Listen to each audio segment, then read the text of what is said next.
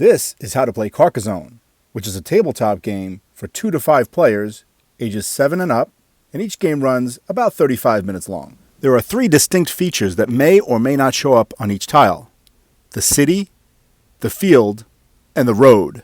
And the game piece I'm displaying here is actually the first tile to be placed on the table to start the game. And it has a slightly different back than all the other pieces, so it's easy to find. Throughout the game, players will connect other tiles to this tile to build a map on the table. The sides of the 2 tiles that are touching each other must have a matching feature, like the 2 roads that match up here. Or the player could put it here because the fields match up. Or they could put it here because the roads match up again.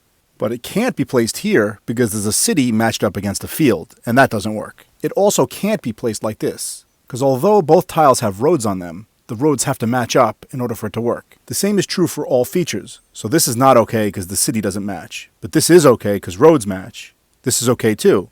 Or this, or this, or even this because the cities match. Each player gets 9 game pieces in a specific color, and they're called meeples. One of them is placed on the scoreboard, and the rest are used for gameplay. Each turn consists of a player taking a random tile and placing it on the board, and then choosing whether or not to place their meeple on that tile. Then, if they earned any points that turn, they move their meeple up on the scoreboard, but more on points later. On this tile, the player has many options for where they want to place their meeple. There are 3 different roads, because there's a village in the middle of the roads that breaks them up. This tile also has 3 different fields, because they're separated by the roads. Simply lay your meeple flat to claim a field. Let's say the next player places this tile here.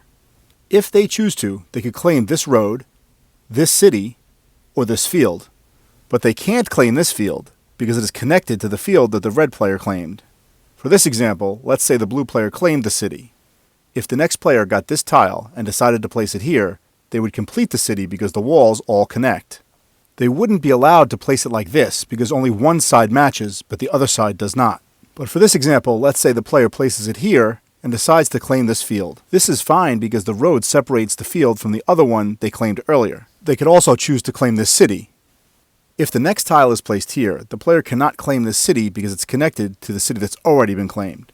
However, if the tile was placed here, the city can be claimed, because although those 2 cities might connect later, they don't connect right now. If parts of cities that were claimed by different players end up connecting later in the game, the player with the most pieces on that city own the city. If there's a tie, they equally own it. The same goes for roads and fields. Whenever a city is complete, the player who owns that city earns points immediately. Each tile that the city touches is worth 2 points, and each coat of arms within the city is also worth 2 points. So this player would remove his meeple from the board and then score 8 points.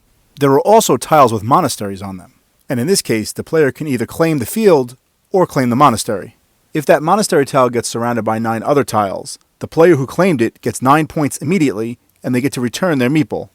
When a road is complete by touching both ends to either a monastery, a city, or a village, the player who claimed that road immediately gets their meeple back, and they get 1 point for every tile that road touches. The game ends when there are no tiles left to be placed on the board. If any monasteries are still claimed at this point, the player who owns it gets 1 point for that tile plus every tile touching it. So this player would earn 8 points. The players who own unfinished roads get 1 point for every tile the road touches. So in this example, the blue player would earn 10 points. And finally, the player who owns each field gets 3 points per completed city that touches that field. And remember that fields are separated from each other by roads and city walls. So by the end of the game, there's a good chance that many fields have connected to each other. In this example, this field would earn the red player 6 points because it touches 2 completed cities.